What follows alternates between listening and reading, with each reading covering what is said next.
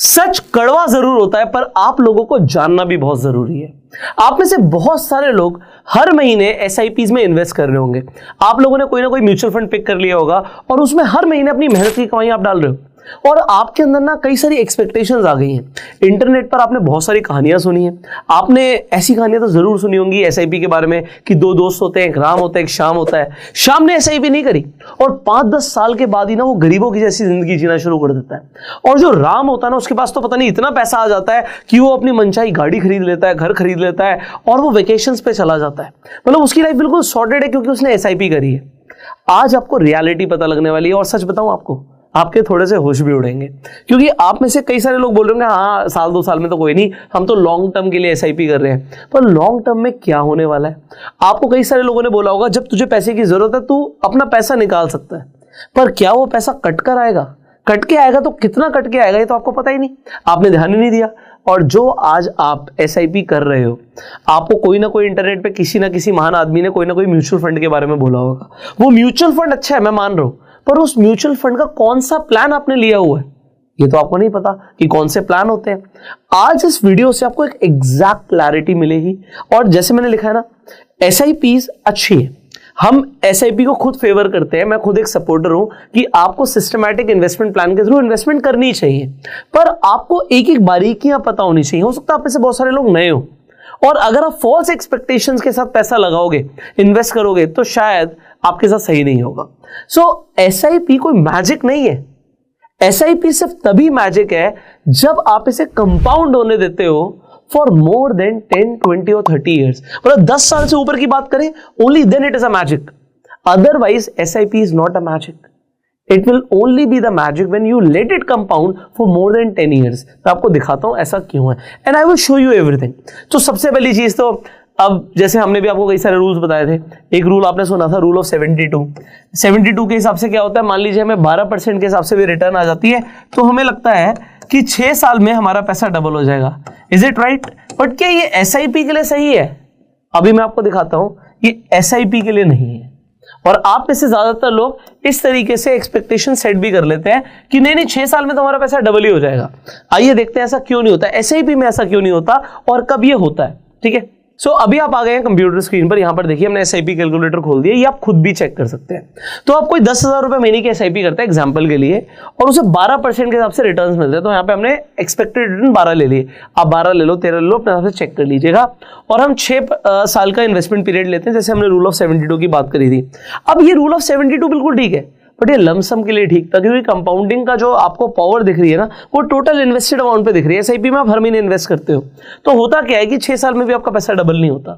यहां पर अगर आप देखोगे तो 7.2 लाख आपने टोटल इन्वेस्ट किया था और टोटल एक्सपेक्टेड अमाउंट जो आया वो आया 10.5 लाख, 6 लाख के आसपास। मतलब आपके पास 10.5 लाख रुपए के आसपास पैसा हो गया। अब अगर इसे, जैसे मैंने बोला, 10 साल से ऊपर कंपाउंड होने देते हैं, तब आपको थोड़ी सी पावर दिखेगी एसआईपी की, क्योंकि यहां पर आप देखोगे, यहां पर आपको दिख रहा है मोटा मोटा इसने डबलिंग इफेक्ट दिखाना शुरू कर दिया है। हाँ, इसके बाद तो जादू है। अब अगर आपने 10 साल से ऊपर का होराइजन ले लिया, एग्जांपल 20 साल ले लिए, तो 20 साल में आपको मैजिक दिखेगा, क्योंकि अब यहां पर वो 24 लाख नहीं होगा, वो लगभग 1 करोड़ रुपए हो जाएगा। यहां पर आपको लगभग 1 करोड़ दिखता है। अब अगर अगले 10 साल की वेट करेंगे तो 1 करोड़ का 2 करोड़ नहीं होगा, वो सीधा 3.5 करोड़ रुपए हो जाएगा। यहां पर अगर आपको दिखाऊं तो it will be 3.5 crore. And इसके बाद ये डबल नहीं होगा, 7 करोड़ नहीं होगा। अगले 10 सालों में अगेन एसआईपी अपना जादू दिखाएगा और ये पैसा हो जाएगा आपके सामने 11.9, मतलब 12 करोड़ के आसपास। पर अब एक और छोटा सा ग्लिच है जो आपकी एक्सपेक्टेशंस को थोड़ा सा नीचे ले आएगा। इस 12 करोड़ में से 10 करोड़ हटा देते हैं। हम हो गए, क्या मजाक चल रहे हैं? Yes, that's the reality. आप 12 में से 10 हटा दो। क्यों हटा दो? क्योंकि वो 12 करोड़ रुपए आज आपको सुन के लगता है अच्छा आज 12 करोड़ में तो पता नहीं क्या क्या आ जाएगा, पर 40 साल के बाद यार हम भी बूढ़े हो जाएंगे, आप भी बूढ़े हो जाओगे, हमारा बुढ़ापा आ जाएगा और इन्फ्लेशन ने भी हमारे पैसे को दीमक की तरह खाया होगा। तो उस 12 करोड़ की जब वैल्यू ऑफ इन्फ्लेशन एडजस्टेड निकालोगे ना, तो वो आएगी सिर्फ 2 करोड़ रुपए, मात्र 2 करोड़। अब आप कहोगे 2 करोड़ भी बहुत है, आपने 48 लाख जोड़ा था, चलो 2 करोड़ हो गया। तो ये एसआईपी करने से जो हम देख रहे हैं ना, राम के सारे सपने पूरे हो जाएंगे। हो सकता है उसके बच्चों के जरूर हो, बच्चों को काफी हेल्प होगी। तो जो टीवी में ऐड आती है ना म्यूचुअल फंड से ही है, उसमें दिखाया जाता है एक बेटी है, बेटी के करियर के बारे में सोच रहे हैं, उसकी शादी की प्लानिंग कर रहे हैं, उससे बड़े होके उसको फॉरेन एजुकेशन करानी है। उन सब चीजों के लिए ठीक है कि आप अपनी हर महीने सैलरी में से एक अमाउंट निकाल रहे हो और अपने बच्चों के लिए लॉन्ग टर्म प्लान कर रहे हो, दैट इज परफेक्ट।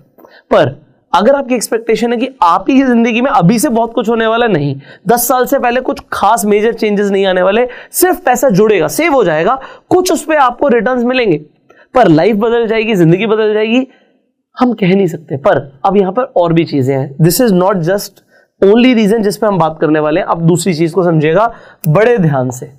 लोग अपनी हर महीने SIP कर रहे हैं। अभी मैं आपको प्लान के बारे में बताऊंगा कौन सा प्लान, पर यहां पर एक चीज आ जाती है, भाई पैसे की जरूरत जरूरी है मेरे को 40 साल के बाद होगी। अगर मुझे 5 साल के बाद, 10 साल के बाद, 1 साल के बाद जरूरत है पैसे की, तो अगर मैं अपना पैसा निकालूंगा तो कुछ कट के आएगा क्या? लोगों को नहीं पता होता। There is another chapter to the story that is known as exit load.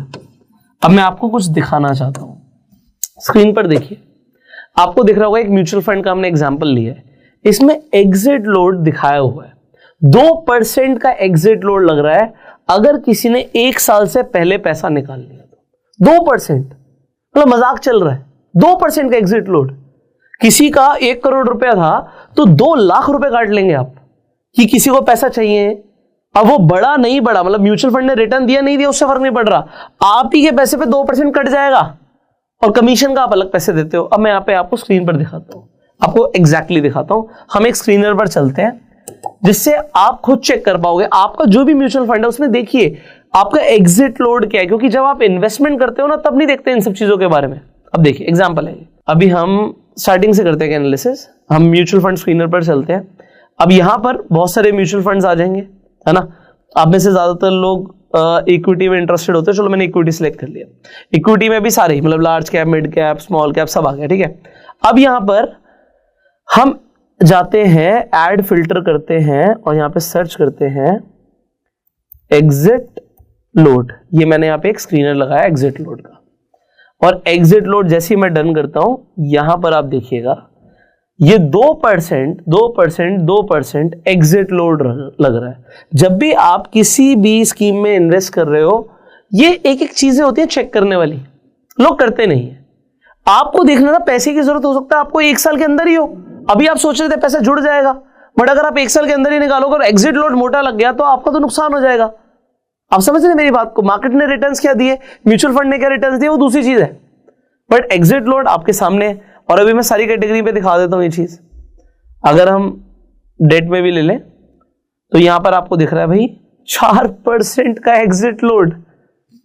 आप कहोगे 4% का एग्जिट लोड है, वो डेट म्यूचुअल फंड अच्छे होते हैं, इन्वेस्ट करो, लोग कहते हैं आपको। अंडरस्टैंड, एक ही चीज समझो, आप ही का पैसा है यार, आपका पैसा कट के आपको वापस मिले जब आपको जरूरत है, क्या फायदा। सो एग्जिट लोड आपको एज लो एज, ऐसे भी आपको स्कीम्स दिख जाएंगी जिसमें 15 दिन का एक छोटा सा ग्रेस पीरियड होगा, 15 दिन के बाद कोई एग्जिट लोड नहीं लगेगा। अब चेक कीजिए, आपको हो सकता है 0.25% का एग्जिट लोड लग रहा हो 15 दिन के लिए, 1 महीने के लिए, वो समझ आता है।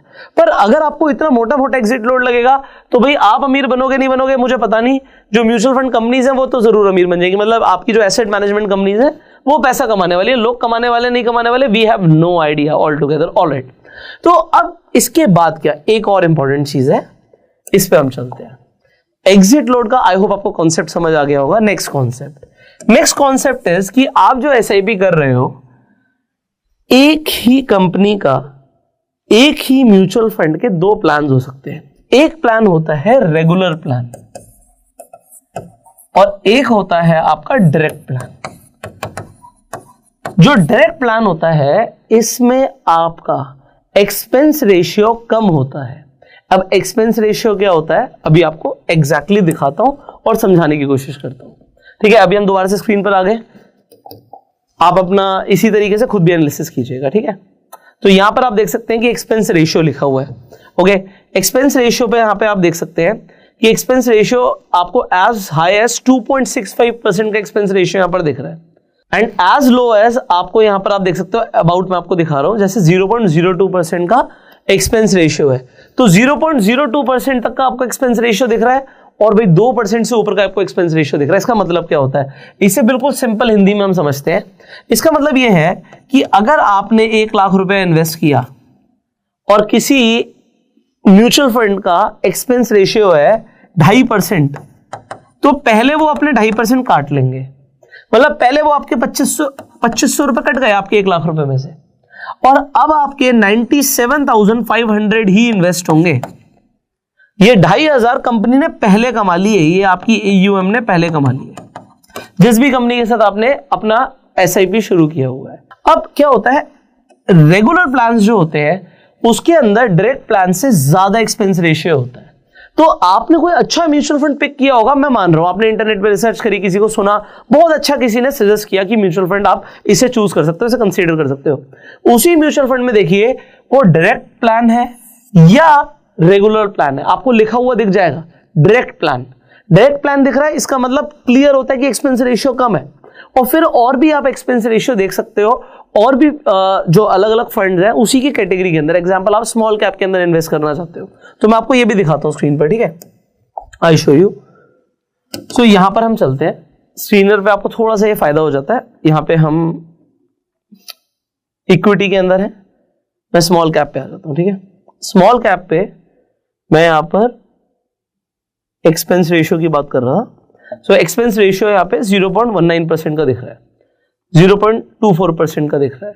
अब स्मॉल कैप कैटेगरी के अंदर ही बहुत सारे फंड्स हैं जिसके अंदर अलग अलग आपको एक्सपेंस रेशियोज दिख रहे हैं।